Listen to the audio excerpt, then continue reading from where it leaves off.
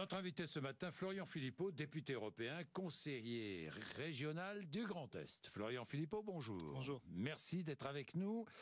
La recomposition politique est très loin d'être achevée, disait le Premier ministre Édouard Philippe il y a une dizaine de jours. Vous êtes d'accord ? Je suis d'accord, tout à fait. Vous êtes d'accord ? Oui, je pense que nous sommes en train de voir le paysage politique français se recomposer sur des vrais clivages. Des vrais clivages. L'élection d'Emmanuel Macron ne s'est pas faite à gauche ou à droite. Oui. Elle s'est faite sur une idée en été antinationale, que la France, en tout domaine, devait être effacée et remplacée par des structures supranationales, essentiellement l'Union européenne. Emmanuel Macron trahit son pays, il est antinational. La politique qu'il mène, je vais employer des grands mots comme ça, parce que certains sont allés loin, qui sont peut-être adaptés à des périodes de guerre. Et nous, Dieu merci, nous ne sommes pas en guerre. Mais la politique qu'il mène va clairement contre les intérêts de la France, et il donne véritablement le sentiment, dans ses propos et dans ses actes, qu'il ne croit absolument plus en la France. S'il croyait en la France, il n'en ferait pas un pays entravé. Je vous donne un seul exemple très concret, le glyphosate, puisque c'est aujourd'hui qu'on doit savoir si on reconduit pour 5 ans ou pas cette substance. Et nous, clairement, aux Patriotes, nous sommes pour l'interdiction du glyphosate immédiate, en donnant 1 à 2 ans. Immédiate. Et l'agriculteur, que fait-il ? L'agriculteur qui utilise ce produit. Il y a déjà des méthodes de substitution. Oui. Je ne dis pas des produits de substitution parce que ça pourrait être encore pire. Des méthodes de substitution thermiques, mécaniques. Il faut l'aider. Il faut lui faire des réductions fiscales ciblées, massives pendant ces 1 à 2 années de transition, mais il faut le faire. Simplement, la question que personne ne se pose, c'est pourquoi c'est la Commission européenne qui décide de ça ? Pourquoi c'est la Commission européenne dont on sait qu'elle est sous influence de lobby ? Pour l'instant, c'est pas la Commission européenne, ce sont les 28 pays de l'Union européenne. Si les 28 pays ne se mettent pas d'accord, c'est la Commission européenne qui va décider. Et comme on sait qu'il n'y aura pas de majorité qualifiée, et même il pourrait y avoir une majorité qualifiée contre la France, donc ça ne réglera pas le problème. La France demande 3 ans. Oui, tout à fait. Donc va voter contre aujourd'hui. Va voter contre, mais va être mise en minorité. Vous aussi, vous auriez voté contre. Non, moi j'aurais entamé le processus pour que la France ne soit plus dans l'Union européenne. Pour que la France soit un pays libre. Je vais y revenir. Voilà. Y et si vous voulez, là c'est un problème majeur. On va avoir le glyphosate cancérogène probable parce que nous ne sommes pas un pays libre. Enfin, c'est quand même extraordinaire. Et est-ce que les gens que les Français réfléchissent à ce qui se passe, ils vont comprendre qu'ils ne sont pas dans un pays libre. Alors voilà, c'est ça Macron. Donc la recomposition, face à ce bloc central antinational. On voit des gens, des Républicains, du PS qui rejoignent En Marche, c'est logique. Ils ont toujours pensé la même chose. Il faut un mouvement central patriote. Oui, voilà. Mais sérieux, crédible. Sérieux, enfin pour l'instant, sérieux, je veux bien, 3 députés européens. Est-ce que j'ai entendu dire qu'un député du Front National pourrait quitter le Front National ? C'est vrai ou pas ? Nous avons 3 députés européens et une trentaine de conseillers régionaux. Oui. Ce qui est pas mal, 80 conseillers municipaux et communautaires, un gros développement, beaucoup d'adhérents qui viennent. Et oui, vous avez raison. J'étais heureux de le voir, de discuter avec lui. C'est José Evrard, qui est député du Pas-de-Calais et qui m'a annoncé qu'il quittait le Front National et rejoignait les Patriotes. Il a été son parcours de vie, son parcours politique parle pour sa sincérité, parle pour lui. Il a été au Parti communiste. 3e élu du Pas-de-Calais, Lens. Oui, Lens, dans le bassin minier. Ancien agent de la Poste, membre du Parti communiste pendant 36 ans, notamment secrétaire départemental du Parti communiste. Tout à fait. Il s'est toujours battu contre les injustices. Il avait rejoint le Front en 2013 sur cette ligne sociale de lutte contre c'est une première défection au Front National. De lutte contre les oligarchies, contre l'Union européenne. Cette ligne trahie aujourd'hui par le Front National. Et je suis très heureux, il nous rejoint. Et je fais cet après-midi à Lens avec lui, dans sa circonscription, à 16h30, une conférence de presse. José a beaucoup de choses à dire et je serai avec lui pour que nous annoncions cette très bonne nouvelle. Je suis très heureux qu'on ait un représentant. Le Front National quitte le Front National et vous rejoint. Oui, nous aurons donc avec José un représentant à l'Assemblée nationale. Pourquoi est-ce qu'il quitte le Front National ? Parce qu'il était venu en 2013 sur une ligne claire, qui était une ligne sociale, une ligne de lutte contre les oligarchies, mais il vous le dira mieux que moi cet après-midi. Il vous expliquera ses motivations. Et aujourd'hui, tout cela est trahi par le Front National. Et qui incarne dans la vie politique française quel mouvement nouveau, moderne, incarne cette lutte, ce sont les Patriotes. Cette défection, ça veut dire quoi ? Ça veut dire qu'il y a une dynamique de notre côté. Ça veut dire que nous sommes en capacité, moi je le vois bien dans le Tour de France, des initiatives locales que je suis en train de faire. J'étais à Roubaix vendredi, je serai dans le Jura dans quelques jours, j'étais avant à Strasbourg ou dans le Var. On voit des gens qui viennent de partout et qui se disent, attendez, face à Macron, à ce pôle central, je le disais, anti-national, il y a deux partis déprimés, la France Insoumise et le Front National, qui sont en dépression. Même, ils donnent presque le sentiment physiquement d'être en dépression. Et il faut pourtant une force dynamique de prospection. Par rapport au Front Mais nous sommes nouveaux. Vous avez combien de militants? 5 000? 6 000? Adhérents. 4 000 adhérents? Plus de 5 000, oui. 5 000? Le Front National en a quoi? 70 000? Nous sommes nés le 29 septembre, Jean-Jacques Bourdin. On est peut-être le plus jeune parti politique de France et nous ne sommes pas un vieux parti, nous sommes un mouvement. Un point de rassemblement. Moi, j'autorise la double appartenance. Je suis pas là pour régimenter la vie des gens. Et ce que je voudrais, c'est qu'on apporte une cohérence dans l'opposition à Macron et dans l'alternative positive qu'on lui fait. Une cohérence. Parce que si ça ne marche pas, si Mélenchon a l'air si déprimé en disant il a le point, Macron a le point, si le Front National... Mélenchon qui ne veut pas de vous. Hein. Si le Front National... Florian Philippot est un fasciste, on n'en a rien à faire, a-t-il dit. Non, mais Vous êtes un fasciste D'abord, je pense qu'on aura... Florian Philippot. Non, et je trouve ses propos injurieux. Je ne sais pas quand est-ce qu'il les a tenus, mais... Il y a quelque temps. Vous a répondu. Vous savez, on ne rassemble pas... Vous espériez peut-être conclure, je ne sais pas moi, le retrouver. Je ne sais pas comment, non, jamais, je crois pas. Jamais demandé d'alliance avec Mélenchon. J'ai dit qu'on devait tous, entre opposition au pluriel, se parler, pouvoir sortir. Comme lui, il est souverainiste. Attendez, on doit pouvoir sortir d'un climat de guerre civile. On n'est pas en guerre. On doit pouvoir se parler, être plus efficace dans l'opposition à Macron. Si le Front National est inaudible aujourd'hui et incohérent, si la France Insoumise est déprimée et surtout victime d'ambiguïté grave, notamment sur la question de l'islamisme, vous avez des députés chez eux qui ont des propos inacceptables. Et ça n'incarne pas une possibilité d'alternative sérieuse à Macron, cela. Il faut... or, je sais qu'il y a des électeurs dans ces partis-là qui sont très sincères, qui aiment la France, qui ont la France chevillée au cœur. Eh bien, nous leur parlons. Et nous parlons au-dessus du clivage gauche-droite à tous ceux qui veulent redresser leur pays. Mais on le fait de manière sérieuse, cohérente, crédible. Je vais revenir et ça, je sur crois que ça fait toute la différence. Oui, je vais revenir sur votre programme, sur vos choix, votre positionnement. Et Laurent Wauquiez, qui est séduit de nombreux électeurs du Front National, c'est vrai, non? Je n'en sais rien, je ne sais pas. Non, comment vous ne savez pas? Peut-être, mais ce qu'il fait est une opération classique dans sa famille politique. Est-ce que vous croyez un jour à un accord, par exemple au municipal, entre Laurent Wauquiez et Marine Le Pen, entre le Front National et les Républicains, si Laurent Wauquiez est élu président des Républicains? En tout cas, j'ai entendu le Front National appeler à ces listes communes avec LR au municipal. Ce qui d'ailleurs confirme un peu mon analyse sur une dérive du Front National. C'est-à-dire, quelle est cette dérive? C'est-à-dire qu'il tombe là complètement dans le système. Tendre la main à Laurent Wauquiez. Pensez-vous que c'est Laurent Wauquiez, qui a été ministre de Sarkozy, qui a toujours été un européiste acharné. Mais pardon, quand on écoute Guillaume Pelletier qui soutient Laurent Wauquiez, par exemple, on constate que les idées ne sont pas si éloignées, non? Vous pensez que les Français sont idiots? Vous pensez qu'ils ont, ils ont une mémoire de poisson rouge? Ils ne se souviennent pas de tous les coups d'enfumage qui ont été faits par les Républicains? Ils ne se souviennent pas, vous pensez, de 2006-2007, la campagne de Sarkozy, où il devait sortir le Karcher, où il devait être volontariste, et puis on a vu le résultat. Ce sont des propos électoralistes. En 2007, de nombreux électeurs du Front National ont suivi Nicolas Sarkozy, vous le savez bien. Oui, puis ils s'en sont mordus les doigts, parce qu'ils ont bien vu la réalité derrière. Vous savez, quand je dis une opposition et une alternative cohérente et crédible, si nous n'avons pas notre indépendance nationale, mais même sur la question de l'immigration et de l'ordre républicain et de l'autorité de l'État, nous ne pourrons rien faire. Même sur cette question-là. Comment voulez-vous, sans frontières, sans autorité par rapport au juge européen qui est souvent laxiste, comment voulez-vous qu'on agisse? C'est pareil sur la question industrielle. Qu'est-ce qu'on fait face aux délocalisations qui touchent maintenant les services? Vous avez vu Castorama, 500 emplois qui partent en Pologne, mais pas simplement maintenant dans l'industrie. On n'en est plus simplement là, mais également maintenant dans la comptabilité, dans le contrôle de gestion. Alors quoi, on a de mauvais comptables en France? On savait déjà qu'on avait soi-disant de mauvais ouvriers puisqu'on délocalisait.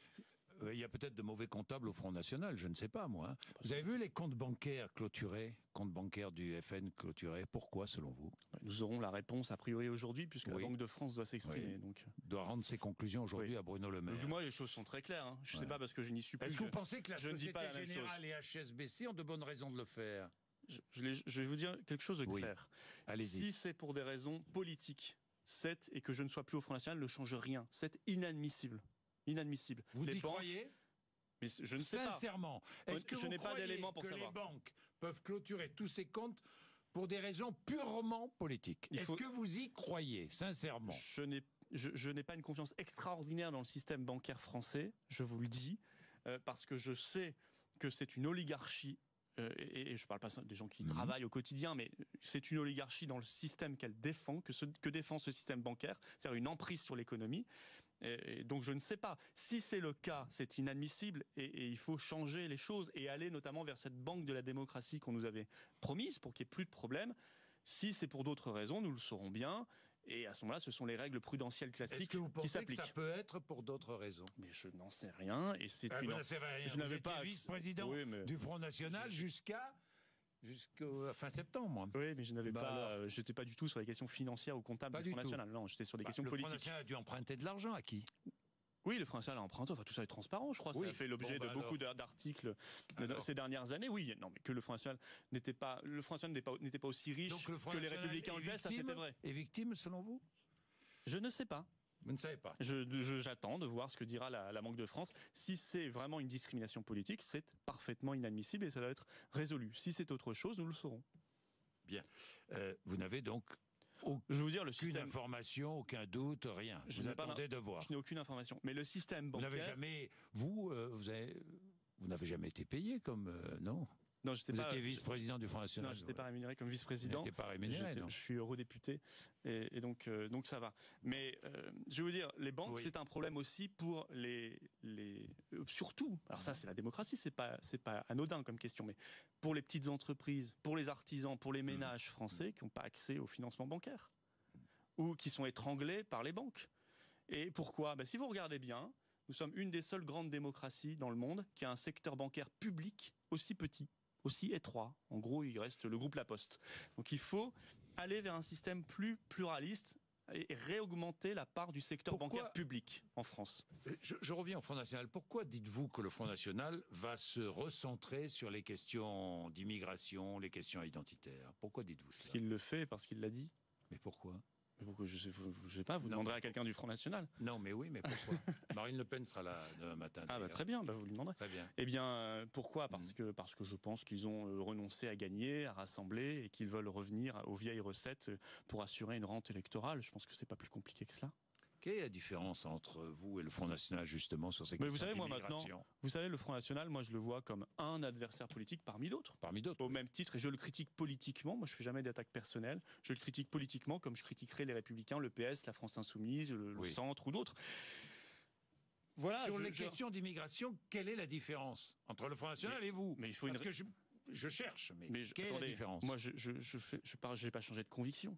Il y a un énorme problème avec l'immigration massive et le communautarisme en France. Mais il faut le traiter sérieusement. Si on vous dit, on peut faire beaucoup de choses, comme le dit aujourd'hui le Front National, dans le cadre de l'Union européenne et de l'euro, on ment également sur les questions d'immigration. Mais ils ne sont pas les seuls à mentir sur ce point-là. C'est pour ça que les Républicains se prennent les pieds dans le tapis régulièrement. Quand Sarkozy annonçait qu'il allait faire beaucoup de choses, etc., en réalité, il y a un droit supranational au-dessus des nations qui lui disent ce qu'il doit faire. Par exemple, quand Sarkozy, ministre de l'Intérieur, avait supprimé la double peine, qu'il faut rétablir, c'est-à-dire que vous expulsez un étranger condamné, eh bien en réalité, il le faisait parce que le juge européen lui demandait de le faire. Vous voyez? Donc c'est pour ça que je parle d'une vision cohérente. Pour un Frexit, entre guillemets, sortie de la France. Vous me dites la différence. Le Front National a annoncé il y a quelques jours, comme tous les autres maintenant, qu'il voulait changer l'Europe par l'article 48 des traités. Alors que chacun y aille voir l'article 48. L'article 48, c'est l'article banal de révision des traités européens, et ça se fait à l'unanimité. Pensez-vous qu'il y ait 27 pays sur 27 qui vont accepter de réformer selon la vision du Front National, mais je pourrais dire ou de la vision de la France Insoumise. Nous, on veut l'article 50, c'est clair. L'article 50 qui dit qu'on retrouve notre indépendance nationale. Les Français ne doivent pas avoir peur de la liberté, ils doivent la chérir, ils doivent la vouloir parce que c'est la condition de leur bonheur et de leur épanouissement collectif. Sans liberté, nous sommes un peuple asservi. Et en étant un peuple asservi, on accepte le glyphosate, je vous l'ai dit tout à l'heure, les OGM, mais on accepte aussi l'immigration massive, hors contrôle. Nous acceptons les délocalisations en ayant simplement nos yeux pour pleurer, parce qu'on n'a pas le droit de mettre en place des taxes dissuasives, on n'a pas le droit de mettre en place du patriotisme économique, on n'a pas le droit de soutenir de petits entrepreneurs qui voudraient avoir une priorité dans le marché français. C'est aussi l'un des axes de votre programme. Bien sûr. Il y en a d'autres. Est-ce que vous défendez toujours la priorité nationale ou pas? C'est-à-dire, qu'est-ce que vous appelez priorité nationale? Priorité nationale dans les emplois, dans la, etc. Ce que défend le Front National. Moi, je pense oui. que le problème majeur du chômage en France, c'est pas que des étrangers prennent la place des Français. Je pense qu'il faut être sérieux. Le problème majeur du chômage en France, c'est qu'on ne crée pas d'emplois. Donc il y a 6 millions de chômeurs. Il y a un problème particulier qui s'appelle la directive détachement des travailleurs, qui crée un dumping, une concurrence déloyale dans le BTP, chez les routiers, dans l'agriculture, dans certains secteurs. Et ça, cette directive, il faut s'en libérer. Pour s'en libérer, il suffit pas de dire il faut abroger cette directive, on peut pas le faire dans le cadre de l'Union européenne, c'est pas nous qui décidons. Donc il faut retrouver notre indépendance nationale. Mais le chômage, c'est d'abord un problème de réindustrialisation. Mais quand je dis réindustrialisation, c'est pas revenir à l'industrie des années 50 ou même précédentes. C'est l'industrie moderne. Et on peut le faire. On peut le faire si on fait ce patriotisme économique, si on se protège quand même un minimum de la concurrence déloyale et si on retrouve un moyen d'aider nos entrepreneurs, nos créateurs. On parle aujourd'hui du projet de loi de simplification. Oui.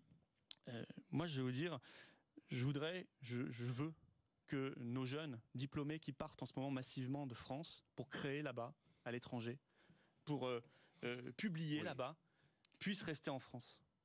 Et pour qu'ils puissent rester en France, il faut les soutenir, il faut leur donner le coup de pouce qu'ils n'ont pas. On parle de simplification, mais moi je voudrais la vraie simplification, que les proches, les parents de personnes en situation de handicap n'aient pas un parcours du combattant terrible comme elles ont en ce moment avec les maisons du handicap, avec l'accès aux aides auxquelles elles ont le droit, le soutien à leurs proches, à leur famille. Ça, c'est de la vraie simplification, c'est du bonheur en plus. On veut de la simplification, mais je voudrais que les personnes âgées qui n'ont pas accès aux soins, qui attendent des mois et des mois pour avoir un rendez-vous, pas simplement les personnes âgées d'ailleurs, dans les déserts médicaux, ce ne soit plus le cas. Et donc qu'on ose demander aux médecins libéraux d'aller obligatoirement s'installer pendant quelques années dans les déserts médicaux. Ayons ce courage. Disons pas simplement toujours sur le volontariat. Ça marche pas. Il faut agir, c'est le rôle de la puissance publique. Et qu'on fasse aussi le bras de fer avec les laboratoires pour faire baisser le coût du médicament. C'est ça la vraie simplification. Qu'on puisse les aider et qu'on puisse aider concrètement tous ceux qui en ont besoin. Je termine sur les questions de société. Juste une question d'ailleurs. Le mariage pour tous, là, vous ne changez pas la loi, vous l'avez dit. Oui, nous gardons le mariage pour tous. Et la PMA pour toutes les femmes, vous êtes favorable? Moi, honnêtement, je vais être très honnête, je réfléchis et je consulte sur cette question-là. Je n'ai pas d'opinion déterminée pour le moment. Et je pense plus généralement, et c'est ce qu'on pense aux patriotes, que la priorité, c'est pas les sujets de société. Dans un pays qui connaît. On est bien d'accord. Non, mais je le dis parce que on peut avoir une réponse. En 2013, si c'est peut-être pour sur le mariage pour tous, je vous ai répondu. Sur la PMA, je vous ai répondu sincèrement. Je ne vais pas inventer une opinion. Sincèrement, vous n'avez pour l'instant pas. J'ai besoin de consulter, mais simplement de voir des gens, mais simplement. On a passé en 2013, je crois, 1 an sur le mariage pour tous. 1 an. Dans un pays qui compte tant de pauvreté, d'inégalité, de défis écologiques, de chômage et qui connaît des attentats islamistes malheureusement beaucoup trop souvent, ça ne peut pas être la priorité. Donc laissons ces sujets de société à la société. Et comment on fait? On donne la possibilité à la société de s'en saisir par elle-même en créant le référendum d'initiative populaire. C'est-à-dire on met dans la Constitution la possibilité que ce soit les gens eux-mêmes qui déclenchent un référendum à partir d'un certain nombre de signatures. Merci Florian Philippot d'être venu nous voir ce matin. Merci. Il est 8h55, RMC BFM TV. Dans un instant, nous irons à Fontainebleau où un enseignant de 34 ans est jugé aujourd'hui pour avoir eu une relation avec une élève de 14 ans. Il est jugé pour corruption de mineurs, pas pour viol. Nous retrouvons Alexandra Gonzalez dans un tout petit instant. À tout de suite.